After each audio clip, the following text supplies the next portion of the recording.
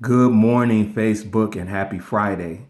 Today, I want to talk about a rather serious topic, and it affects all of us, and it has affected all of us.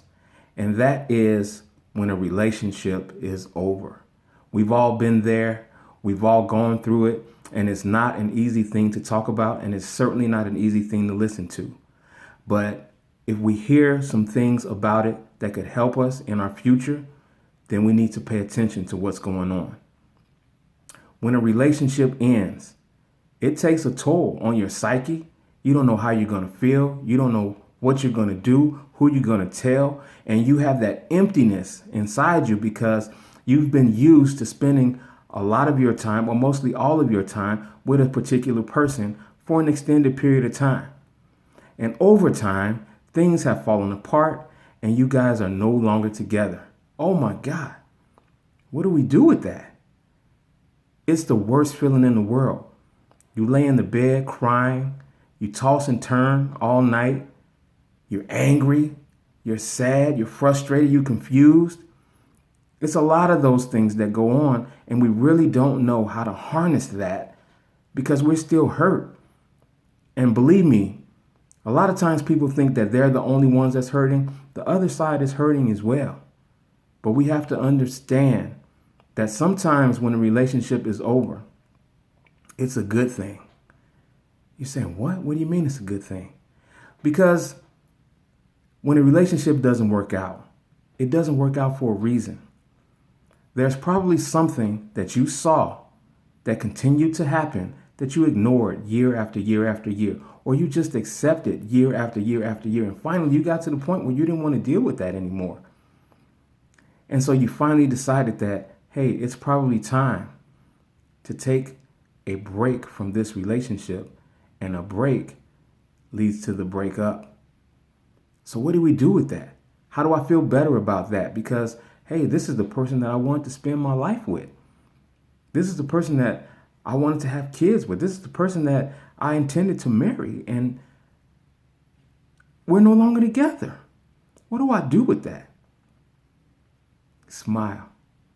Because there is a solution. There is an answer to that. Now, I'm going to show you this book. Boom, Holy Bible. And I don't know who reads this or who listens to people who talk about this, but everything you need to know is in here. So I'm going to read what I found out about relationships. And it's real short and brief, but it's really, really mind-boggling and eye-opening. Okay, so this is 1 John, verse 19. Look it up for yourself. 1 John, verse 19. They went out from us, meaning they left us. They went out from us because they were not of us. If they had been of us, they surely would have continued with us.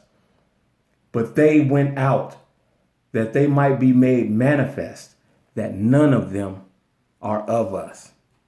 What does that mean?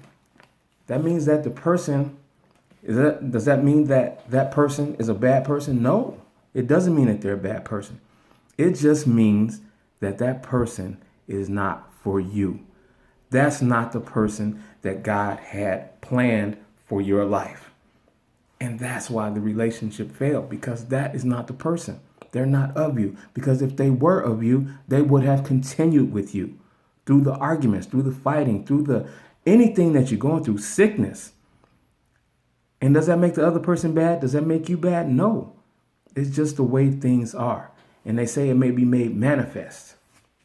And for those of you who don't know what manifest means, it means, and I wrote the definition down, clear or obvious in the eye or mind. So they have made it clear and they've made it obvious in the eye and in the mind that that's not the person you're supposed to be with.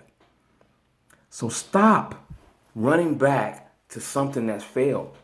Stop trying to rekindle a relationship that was abusive, whether it's physically, whether it's mentally, whether it's emotionally.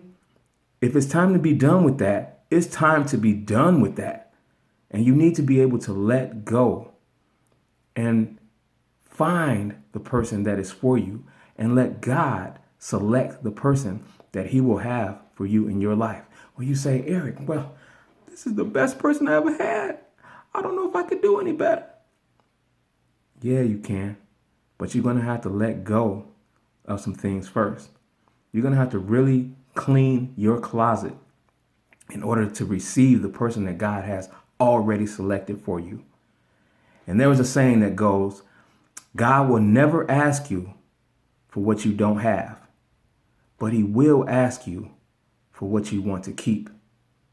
And a lot of us try to keep that relationship that's failing, try to keep in contact with the person, try to keep trying to be back together when it's over. They've probably already moved on, but something about you that you just didn't have the closure.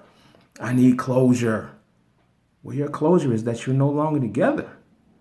Now you have to pick yourself up, dust yourself off, and make yourself better, because you're not looking for a savior. You're looking for a partner, somebody that you can grow with, somebody that you can build with, somebody that you can have a successful life with. And that's how you get through. So God will not bring the person that you're supposed to have to you until you completely cut off everything else that was holding you down.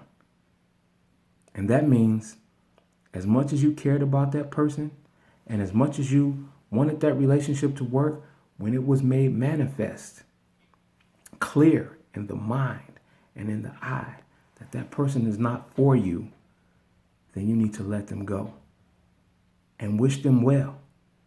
And you will see great things will happen for you, not only in your relationship life, in your personal life, in your career. Many other things are attached to just being real with yourself and being able to let go of things that are not for you. So just remember, God is not going to ask you for something that you don't have. But if it's something that you want to keep, that if you keep it, you're going to be held back, God is going to say, hey, I'm going to need that before I give you what you're really supposed to have. Well, God, I don't want to give this up. I need this. No. Give it to me. God, no.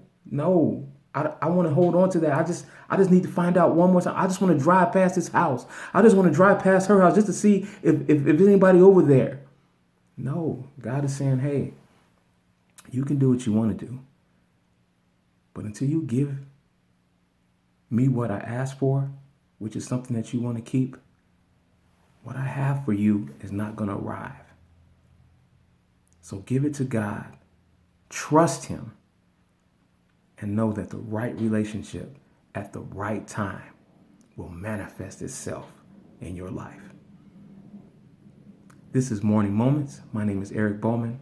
I hope everyone has a blessed and prosperous day. And as always, stay positive.